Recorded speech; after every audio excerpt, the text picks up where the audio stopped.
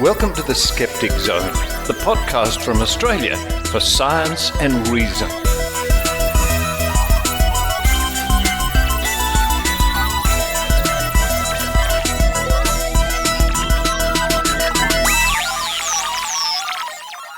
Yes, it's the Skeptic Zone podcast, episode number 890 for the 26th of October, 2025. Richard Saunders coming to you from an overcast, maybe a bit rain later, Sydney, Australia.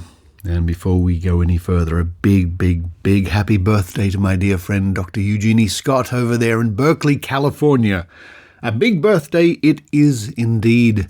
And I gave Eugenie a phone call and wished her a very happy birthday.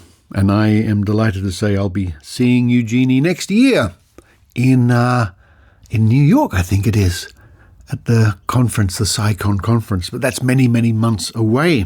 But what's coming up on this week's episode of the Skeptic Zone podcast? An update on that comet 3I Atlas.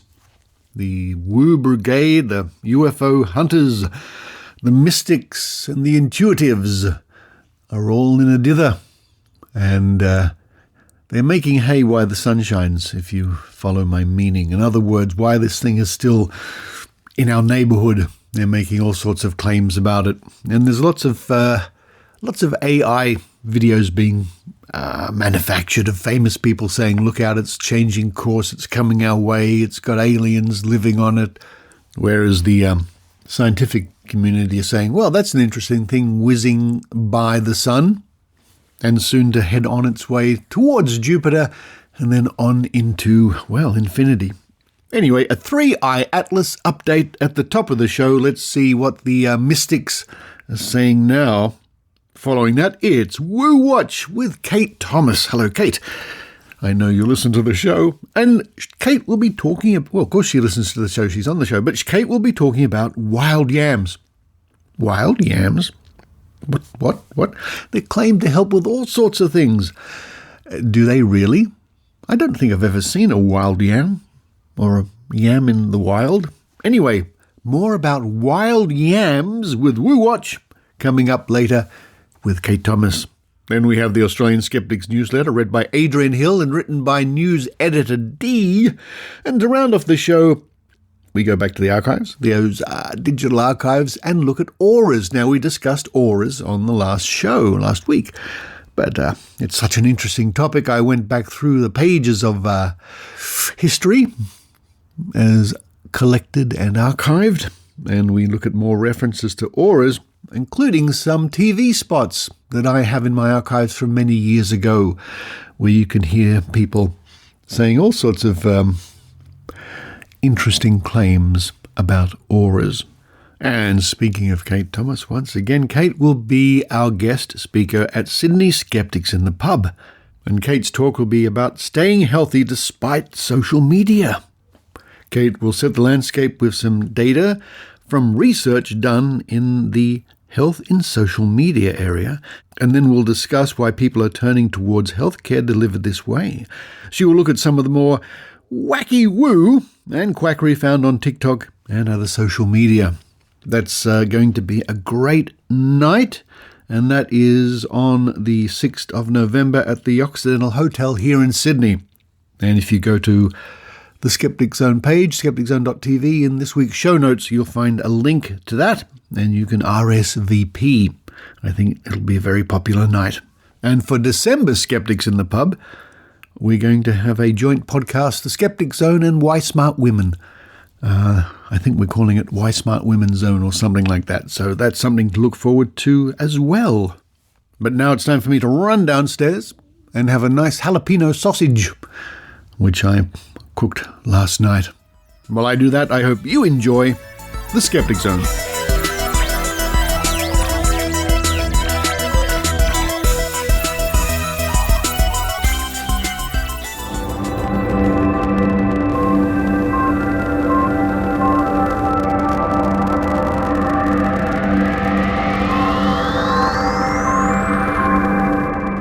The comet 3I Atlas.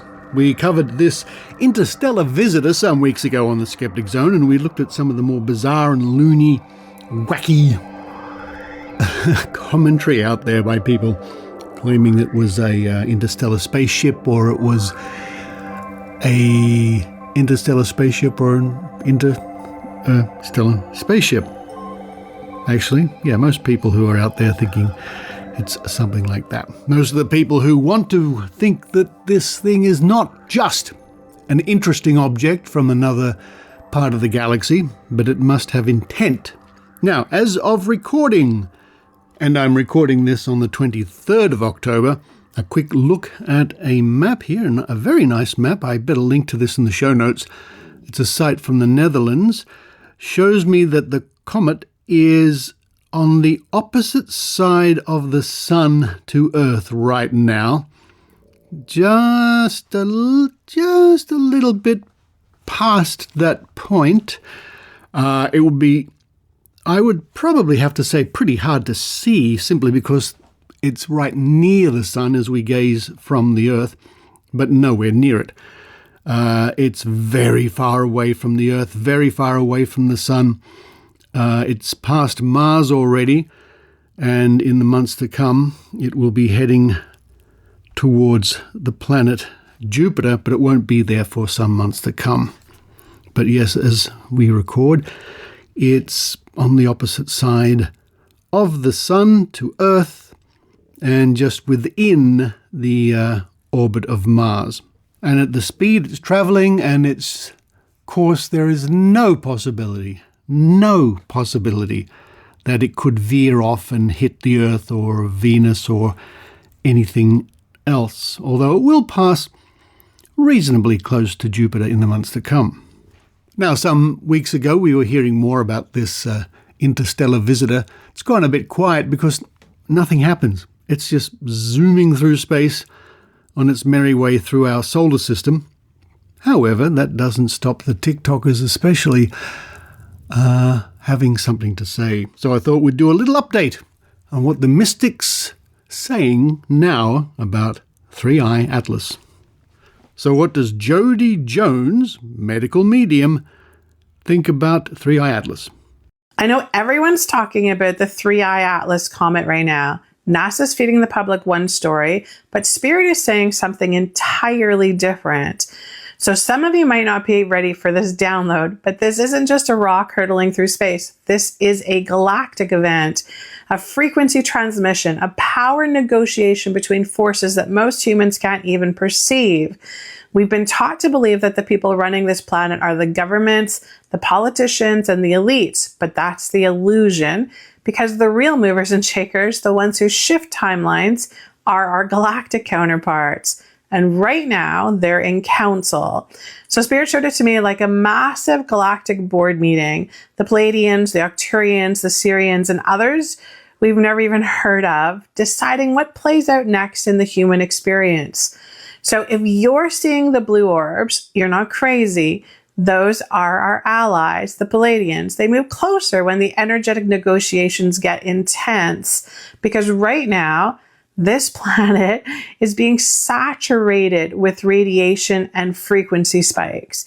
And you might be feeling it within your body: dizziness, buzzing, exhaustion, anxiety, nausea, irritation, or that deep soul fatigue that feels like you've lived 9 lifetimes in one day. That's not just you being tired. That's your DNA reacting to the cosmic frequencies pouring in. And there was a classic example of word salad and meaningless double talk and drivel and just nonsense on stilts. Now, I dare say she takes herself seriously. She probably believes everything she said. But there are certainly people out there, I would suggest, having a bit of fun with 3i Atlas. Here's one, and his handle on TikTok is NJISFMTK029. I'm sure that has a cosmic meaning. And what does he have to say? Did you hear the massive news today from NASA about 3I Atlas? 3I Atlas is that interstellar object that's traveling through our solar system and is going to do a flyby Earth. Well, NASA announced something that changes everything. They said that they pointed the James Webb Telescope at 3I Atlas and they pushed a button that shoots photon protein fiber beams in the direction of an object they want to see. But they said they can only use it once because it's so powerful it burns out the telescope. So James Webb Telescope is now burnt out. But it allowed them to get close-up imagery of 3I Atlas. And they said when they were looking at it serendipitously, 3 objects came out of the center of 3I Atlas. And they didn't say these objects broke off it. They said they came out of the center, and the objects have propulsioners on them. And so one of them, they said, is headed towards Earth. The second one is headed towards our moon. And the third one is headed randomly towards Venus. And they said they're going so fast that the one to Earth will get here in a week and a half. I have an inside source at NASA that leaked the imageries to me, and I'm going to post that in part 2, and you will not believe what these objects look like. Well, that's pretty dire news. I better get the washing in.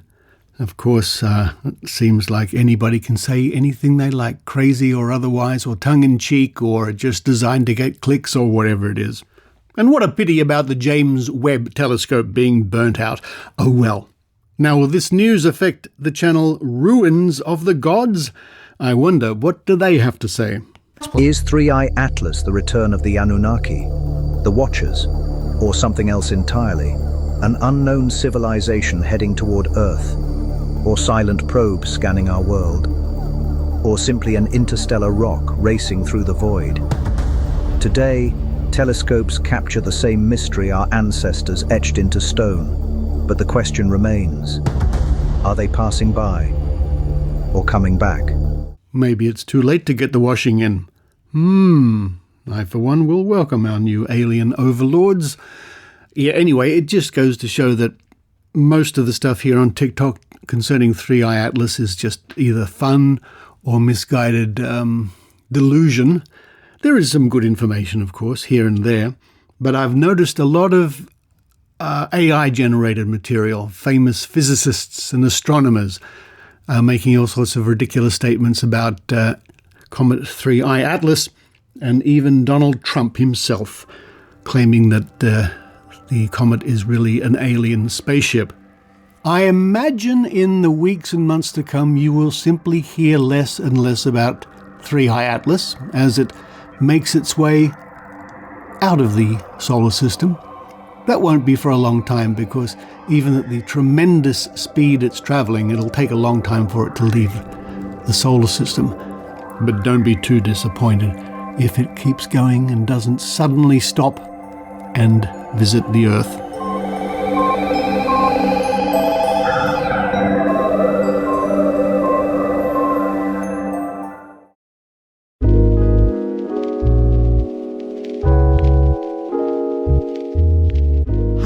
This is Susan Gerbic from Psychics Explained. That's the YouTube channel where we discuss and analyze in great depth all those people who say that they can speak to the dead, all those readings, how they look like they're actually communicating with people. Why do people fall for this?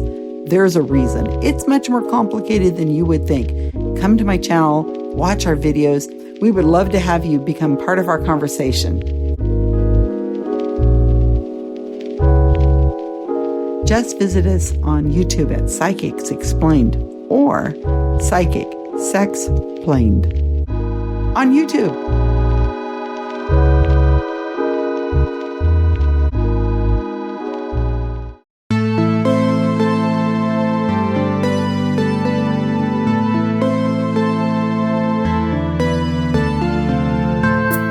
With all the weird, wacky woo that's worth watching, it's Woo Watch with Kate Thomas. Hi everyone, Kate here, pharmacist, skeptic and professional breaker of wellness hearts. And this week's Woo of the Week is Wild Yam Cream. You've probably seen it before, promising to balance your hormones, support menopause or restore natural progesterone levels. The story goes that wild yams contain a compound called diosgenin, which supposedly helps your body make progesterone. Some of you will recognise these dulcet tones. Yes, well, We've got a big problem today. There are so many women with hormonal imbalances. And the yam cream is able to restore the balance because it works with the biochemical pathways that the body uses to make hormones. Sounds beautifully scientific, doesn't it? Like the cream is gently nudging your endocrine system back into harmony. Except it's absolute nonsense. Let's unpack it. When she says it works with your body's biochemical pathways, what she's trying to suggest is that the body can somehow take this plant compound, diostrogen, and convert it into progesterone. But humans don't have the enzyme to do that. That chemical conversion can only be done in a lab using solvents, catalysts, and industrial chemistry. It's how pharmaceutical manufacturers create progesterone from plant sources, but once that process is finished, the product is synthetic progesterone, not wild yam. If you just rub the raw plant extract onto your skin, your body isn't participating in some elegant biochemical symphony. It's just moisturizing itself with a bit of herbal lotion. There's no pathway being activated. It's as biologically active as rubbing mashed potatoes onto your legs and claiming you're making vodka. And even if a product did contain actual progesterone, and some of them do without listing it, your skin would still need a proper transdermal delivery base to absorb it. Pharmaceutical hormonal creams like estrogel are designed with alcohols and permeation enhancers to drive molecules through the skin barrier. Wild yam creams, they're typically made in bog-standard moisturizer bases that don't deliver actives into the bloodstream. So when someone says it works with your body's biochemical pathways, what they're really saying is, I don't know what a biochemical pathway is, but I hope I sound impressive. The only thing it's working with is your wallet. Let's go a step further because this kind of language is really common in wellness marketing. Supports natural pathways, balances hormones, restores equilibrium. They're all vague, non-scientific phrases that sound reassuring but are impossible to test or falsify. They don't mean anything measurable in biology. If a company genuinely had evidence that a plant extract could be absorbed through the skin and stimulate the human steroidogenic pathway, they'd publish that data, patent it, and make billions. Yet there's no such evidence because the claim collapses the moment you ask for proof. So to summarise, wild yam cream does not work with your body's biochemical pathways. You cannot convert diostrogen into progesterone inside your body. Your skin is an effective barrier and molecules don't easily cross through it, so therefore wild yam cream is not an effective or regulated treatment for menopause or hormone imbalance, whatever that is. If you want to support your actual biochemical pathways, you can do that with things like sleep, nutrition, and proper medical care, not with yam moisturizer. Your body's biochemical pathways don't run on root vegetables. This has been Kate for Woo of the Week. You can catch me on Instagram and TikTok at Prescribe or Pass.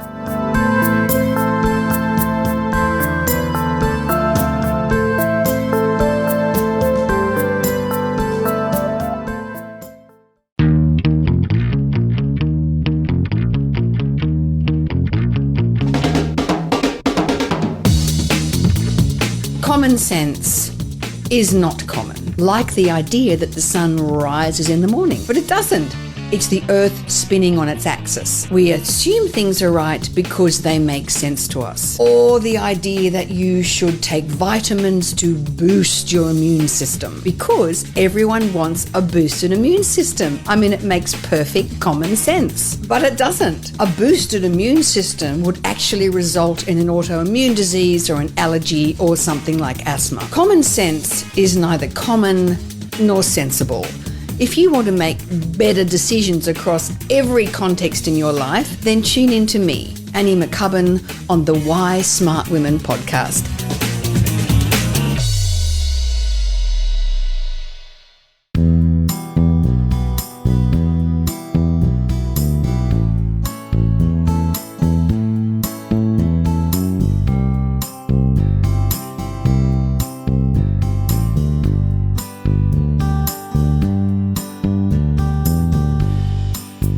Hello everyone, this is Adrienne Hill, and I'm here in Skookum Studios in Calgary, Canada, to read you the highlights from the Australian Skeptics newsletter.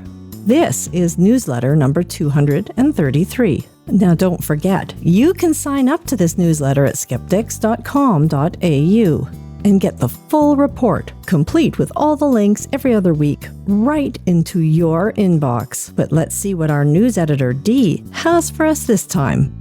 Hi all, says Dee. Skeptical thinking and dissent has been in the news today, a mix of Australian and foreign events. Western Australia sovereign citizens have had the book thrown at them, and Australia suffers its worst flu season on record. Halloween bears down upon us. Look upon the cheap plastic and despair. This time of year is a special one for us skeptics, as all the world becomes a little more obsessed over cryptids and ghosts and the otherwise paranormal. And it makes us look a little less risible by comparison. We'd also like to promote an episode of Big Ideas from ABC's Radio National, featuring the keynote speaker from the Melbourne Skepticon, Elizabeth Finkel, a scientific guide to the post-truth era. In the meantime, read on. D. Okay, D, I'll do just that. Mother convinces daughter with cancer to forego chemotherapy for coffee enema. A young woman with cancer dies after refusing chemotherapy, her mother being the main cause for this decision. A coffee enema may be something to scoff at, and to pay no mind to people pushing this narrative. But the responsibility to bring awareness to these phony treatments is never more apparent than when it results in senseless deaths. Elizabeth Finkel's scientific guide for the post-truth era. Skepticon 2025's keynote speaker Elizabeth Finkel was featured on ABC National Radio with Big Ideas host Natasha Mitchell. Discussions and debates were held on the current state of intellectual discourse and global skepticism. RFK Jr. is shifting gears to also blame circumcision for autism diagnosis. In addition to blaming acetaminophen or paracetamol on the apparent surge of autism diagnoses in the last few decades, RFK Jr. has also decided to point the finger at circumcision, as a 2015 published Danish paper indicates a 45% higher likelihood to have autism if boys are circumcised. This really prompts the question about how young women could possibly be diagnosed with autism. This is a keen example of correlation, but not causation. Meanwhile, Kennedy's Department of Health back on their chemtrail crusade. From their humble beginnings in the 90s, chemtrails have been a mainstay of tinfoil discussions. RFK Jr. is finally where he wants to be to put an end to it, but can't seem to make any headway. I wonder why. Quote, seeing it in print is nevertheless shocking. Our government is being driven by nonsensical dreck from dark corners of social media, end quote. David Keith quotes. Psychic mediums exploit Gus Lamont's disappearance. If you didn't already think that psychic mediums were deplorable, a slew of them on social media have been giving their opinions and predictions since the disappearance of young boy Gus Lamont in outback South Australia. This is a disgusting show of attention and fame-seeking behavior. The psychics could at least all get their story straight on what state Gus would be found in. Australia's growing vaccine hesitancy is driving the worst flu season on record. Australia has endured its worst flu season on record, with doctors warning vaccine complacency remains a major public health concern. quote, "This is not a record we want to be breaking," end quote. Fake AI doctors plaguing Facebook. Fake social media profiles of allegedly accredited medical professionals have been popping up on social networks and Facebook in particular, pushing misleading information and collecting private information. Are patients these days so desperate as to be more willing to trust doctors with 6 fingers? Luckily, there's people out there like Skeptic Zone reporter Kate Thomas trying to set the record straight on TikTok. Hepatitis B vaccine prevents risks of cancer in HBV sufferers. Re-examinations of hepatitis B infections and vaccinations of newborns has reaffirmed the correlation that protection against HBV prevents severely increased rates of contracting various types of cancer. RFK Jr. and anti-vaccine proponents hate the vaccine, as it is frequently used to immunize children and newborns of Hep B positive parents. Skeptics in action.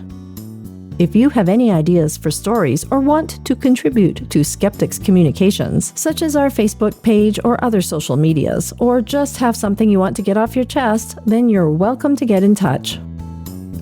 News leads should be sent to newstips@skeptics.com.au. Comments and suggestions should also go to editor@skeptics.com.au. Items of interest. Travel tips.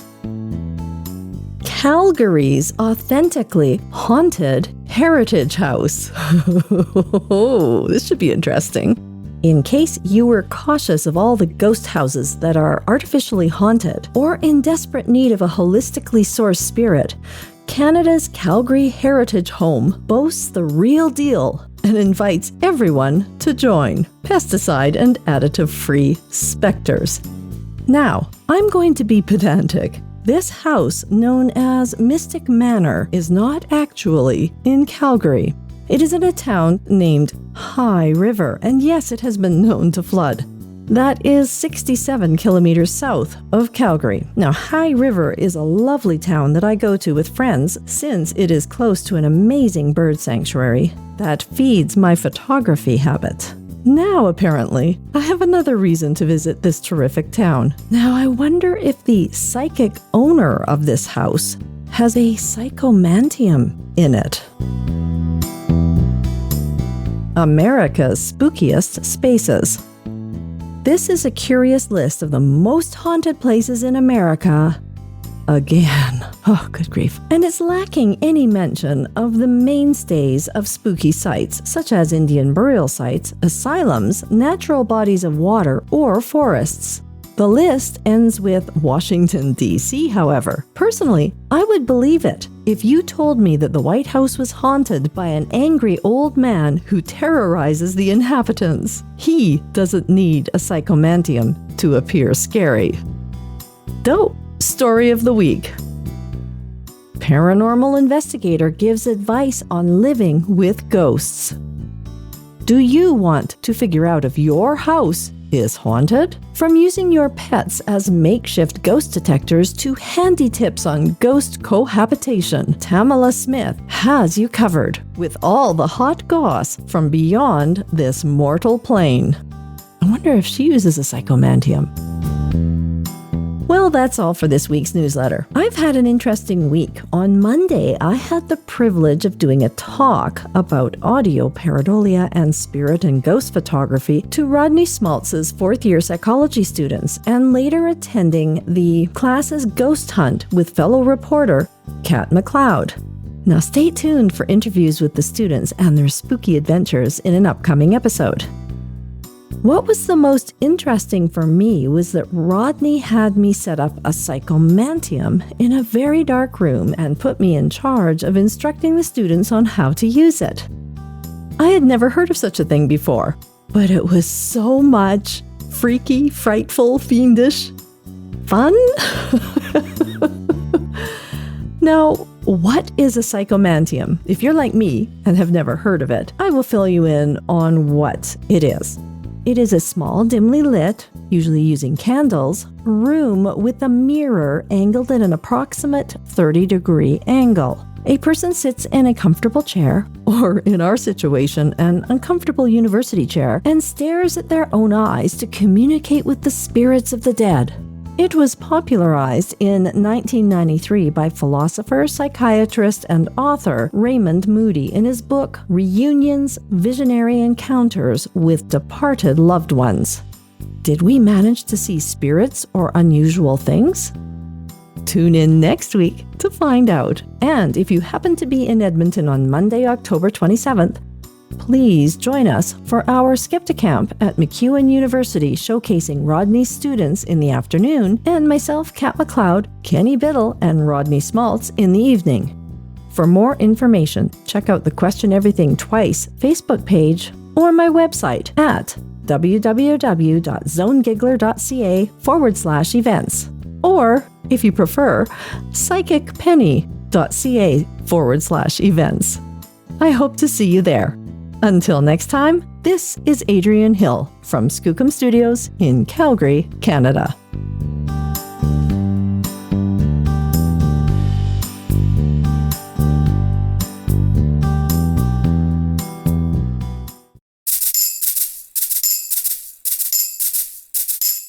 G'day, Dr. Karl here, popping up on your beloved Richard Saunders podcast, inviting you to follow me on TikTok, where things are much faster, and it all has to happen in a minute or less. So, why do diet drinks get you drunker? For example, a rum and diet cola versus a rum and regular cola. Why do we hear the ocean in a seashell? Is coffee good or bad for you? With regard to farts, what happens when you hold them in, and why do farts smell worse in the shower?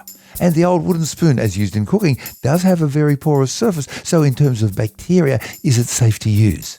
And of course, we all know that destiny shapes our ends, but so do the natural electrical fields that we generate, and marijuana munchies might be related to a 500-million-year-old mutation that makes eating enjoyable via our natural cannabinoids that our body makes. Just follow me on TikTok at Dr. Karl, DRKARL, to find out the answer to all these questions and more.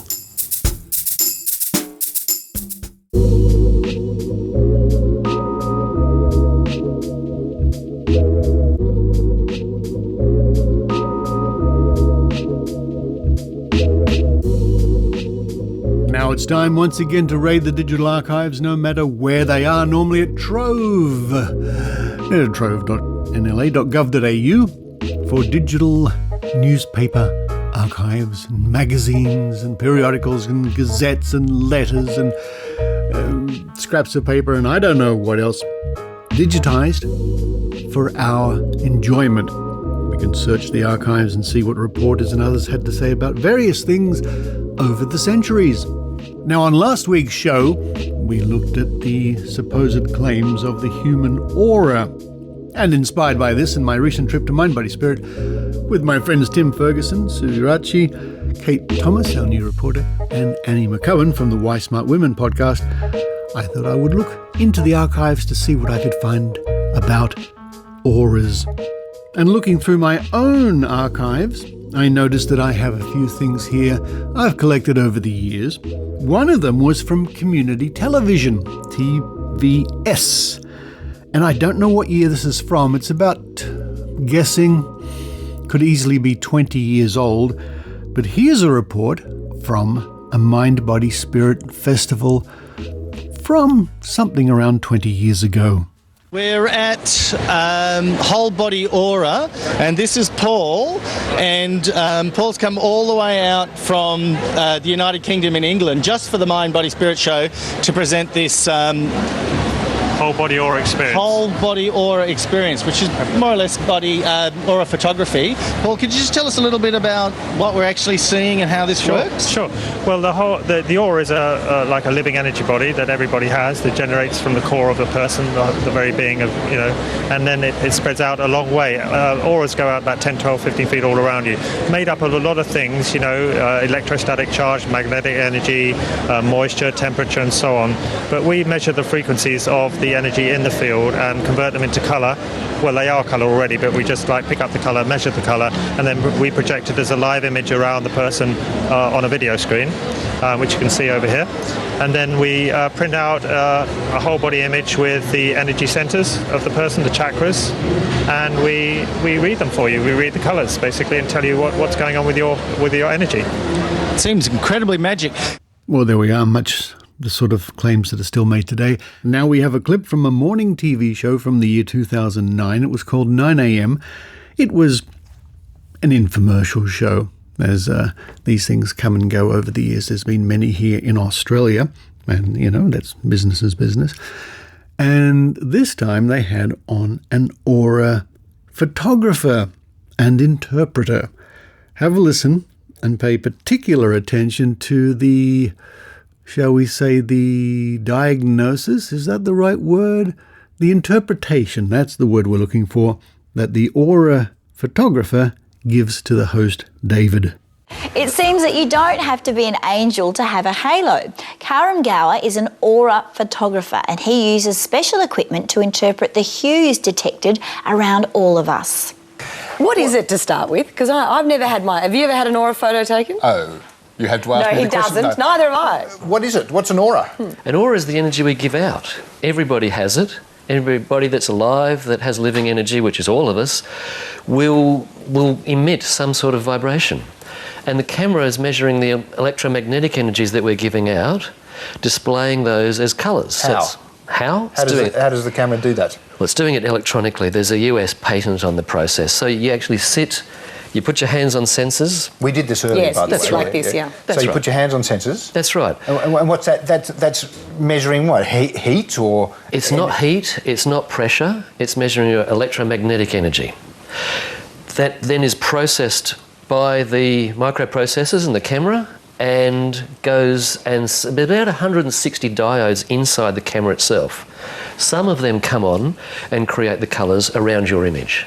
So the camera actually doesn't know if you're sitting there. What it knows is if it's getting information to the sensors. Yep. Okay, well, you've taken photos of us. Yep. What do they reveal? Okay, can I have a look at one? I think one's going to come up on this screen. There we go. Oh. That's you. Looks like you put your thumb on it, David. Dave, you've got a lot of yellow and orange. They're your main colours. Yellow is the colour of the intellect. So it shows you've got a good mind. Variety, change and spontaneity are important for you. Orange is creativity, and that appears on your right side, or the photo's left side. So that shows that other people, we see you as a man with a lot of, it's important for you to express yourself in your own way. It can be hard to tell you what to do sometimes as well. But you're wise enough to perhaps listen to advice and still make your own choices in life. And what's the green thumb on the right-hand side mean? There's a bit of green there. Green's the central colour of the spectrum. It relates to healing, teaching, balance. The colours that appear on that side of the photo, they don't show your future. Machines can't tell your future, of course. Yeah. But it shows what energy you've got that you're not using, so we can call it your potential. Stock standard, cold reading, Barnum statements. That's all he could muster. It would be no different if you looked at the palm of his hand and said the same things, or spread out the tarot cards and said the same things, or gazed at his stars. So from a skeptical point of view, it was pretty lame. And as far as we can possibly tell, the scientific evidence suggests strongly that it is simply a fiction. There is no such thing as the human aura, especially these claims of swirling colours around the head or the whole body or whatever it's supposed to be. Now diving into the archives, what do we have here from the Hills Gazette from Port Adelaide, South Australia, and this comes to us from the year 1978 on February the 15th. ESP lectures at Valley Institute.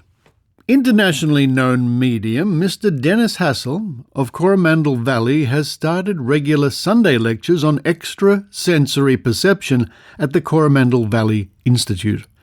Mr. Hassel has studied ESP in a number of associated fields in England and has addressed international audiences on the subject. So have I. Lectures at the Coromandel Valley Institute will be held each Sunday from 7:30 p.m. Mr. Hassel said the 1.5-hour lectures for the next 2 weeks would deal with life after death. Other aspects covered by the lectures will include clairvoyance, psychometry, transfiguration, psi developments, direct voice phenomena. I wonder what that was. I've heard of electronic voice phenomena, but I don't know what direct voice phenomena is. Spiritual healing, the human aura, meditation, psychic photography, and the philosophy of continuous life. I'm tempted to say it would be interesting to go back in a time machine and attend one of those lectures, but I've seen plenty of things like that, I think. And here's an interesting little find from the Sunday Morning Star, dated, when is it? The year is 1921, on February the 6th. And where's the Sunday Morning Star from? It's an American newspaper. Sometimes I just have to do a little digging around to discover exactly where this is from. Wilmington, Delaware. It appears it's part of the Delaware Star. Scientist insists there's human aura. W.J. Kilner believes its universal discovery will be great aid to medical diagnosis. And 104 years later, we're still waiting. The existence of the, quote, visible aura, end quote, of the human body has long been a claim of occultists, received with more or less disdain by the practical-minded community at large. Now comes a scientist, an electrician of note, who, after years of investigation and experiment, substantiates in terms of pure science the occultist's claim. Moreover, the scientist avers that this aura can be made visible to nearly everyone having ordinary eyesight, and he presents the result of his investigation not as a sensational discovery or a contribution to mere discussion, but as a valuable and delicate aid to medical science itself. Walter J. Kilner, B.A., M.B., M., R.C.P., the scientist who has done this, is late electrician to St. Thomas's Hospital in London. His book, quote, The Human Atmosphere, the Aura, end quote, will be bought out soon in this country by E.P. Dutton and Co., in offering the result of his researches as an aid to medical diagnosis and explaining the researches themselves. He declares, The writer does not make the slightest claim to clairvoyancy, nor is he an occultist, and he specially desires to impress upon his readers that his researches have been entirely physical and can be repeated by anyone who takes sufficient interest in the subject. As long as the faculty of seeing the aura was confined to a few individuals, no means of corroboration or refutation, the door to imposture was open. Since this has been the case up till the present time, the subject has always been looked upon askance. But there is no more charlatanism in the detection of the human aura by means employed than in distinguishing microbes by the aid of the microscope. There cannot be the least doubt of the reality of the existence of an aura enveloping a human being, and this will, in a short time, be a universally accepted fact. It, indeed, would be strange if the aura did not vary under different circumstances, and there is no good reason to believe that a study of its modifications will show that they have a diagnostic value in disease. The writer is firmly convinced that the study of the aura physically will gradually come into the fore as one of the aids to diagnosis. Investigations upon the aura open a large number of questions for future observers. And of course, if that was the case, we would be using that today as a diagnostic tool and nobody would think twice about it. And finally, we look at the pages of the Robesonian. We've looked in these pages before. From North Carolina, dated the 14th of June, 1974. around the golden era of the psychic explosion of the 70s. And this is in a column called The Unexplained by Alan Spraggett. And the picture of Alan here is very interesting. It's got his face with the words The Unexplained behind him and sort of a radial pattern like a fingerprint centered on his eye. There's an aura about you, ... How's my aura? That's the question you may one day be asking your doctor when you go for a checkup. He'll tell you, not by listening to your heart or taking your pulse, but by snapping your picture.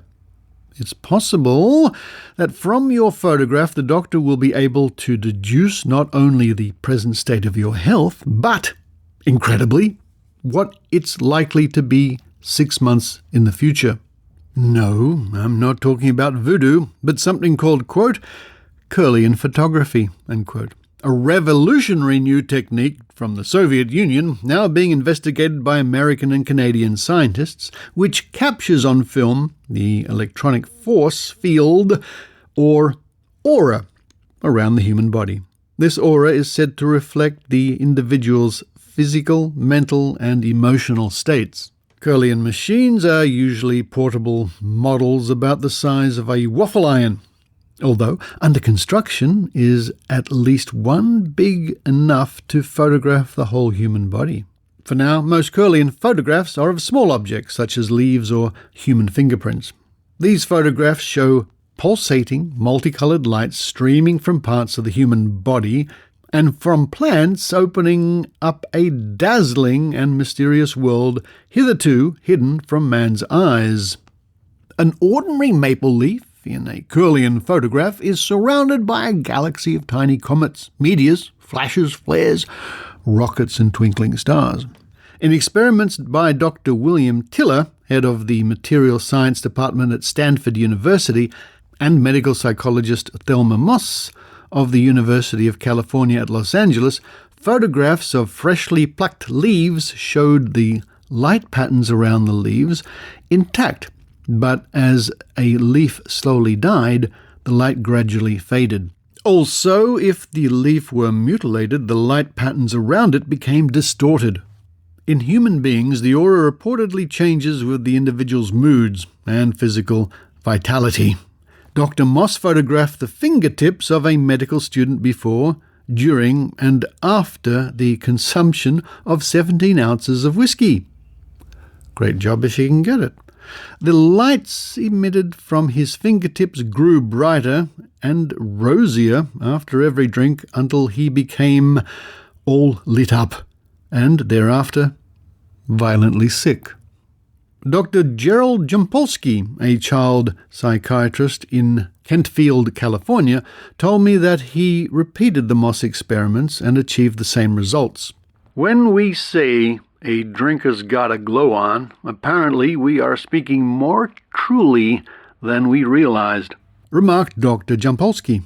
The psychiatrist told me he was planning to take Kirlian photographs of the fingertips of children to see if he can determine when a child is daydreaming or actually concentrating on his books.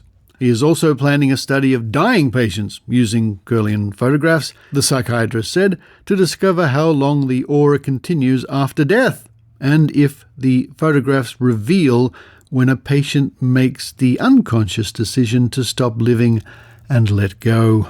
Kirlian photographs of people in a hypnotic state show that unconscious decision, that is, decisions of which the person is not aware at the conscious level, do not affect the aura, said Dr. Jampolsky. It is claimed by some researchers that disease causes characteristic changes in the aura, distortions, dark patches, long before symptoms may be detectable by orthodox medical means. Cancer, for example, is said to cause a dark blob or shadow to appear in the aura at or near the site of the incipient tumour. Asthma may show up in Kirlian photographs as a smoky fog-like patch in the chest region. Since such changes may occur before any physical signs develop, earlier diagnosis and perhaps cure become possible. Although the new method of photography was invented more than 30 years ago by the Soviet man-wife team of Semyon and Valentina Kurlian, nobody yet knows exactly what the aura is that it makes so dramatically visible. Some scientists say it is a form of biomagnetism, while others consider it an electrical corona effect, or due to cold electron emissions. Whatever it is, the aura may play an important part in the science and medicine of the future.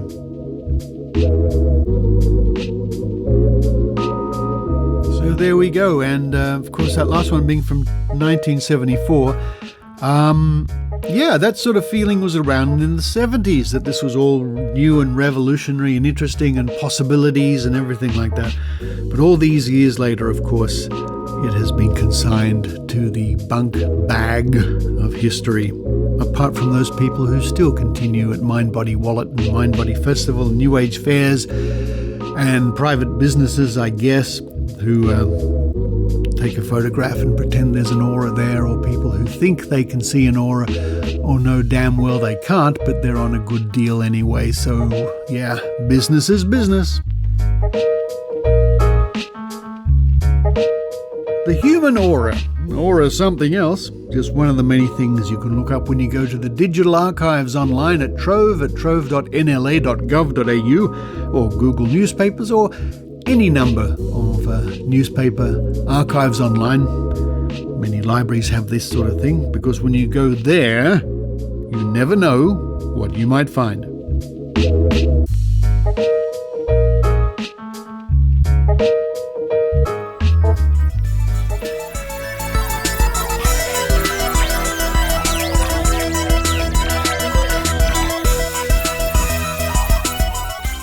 Thank you for listening to the Skeptic Zone, and thank you as ever to those wonderful people who support the show via PayPal or Patreon at skepticzone.tv for as little as a couple of dollars a month, or even more, or even more, whatever you feel is appropriate.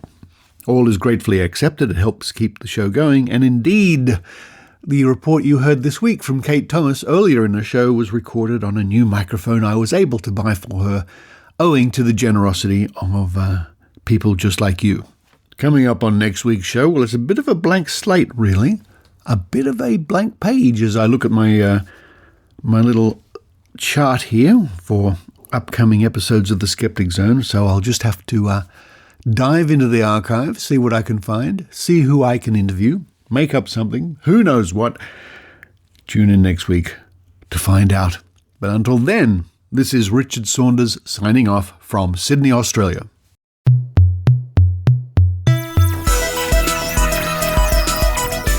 You've been listening to the Skeptic Zone podcast. Please visit our website at www.skepticzone.tv for episodes and show notes with links going back to 2008. You can follow the Skeptic Zone on Facebook, X, TikTok and YouTube by clicking the links at our homepage, together with links to support the show financially via Patreon or PayPal. The Skeptic Zone is an independent production. The views and opinions expressed by our guests are not necessarily those of the Skeptic Zone podcast or any other skeptical organisation.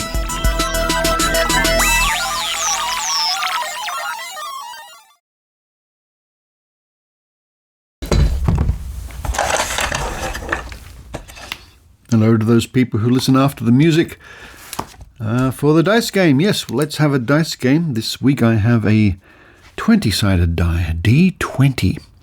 What a beautiful thing it is. We're going to roll it 4 times, and I will guess ahead.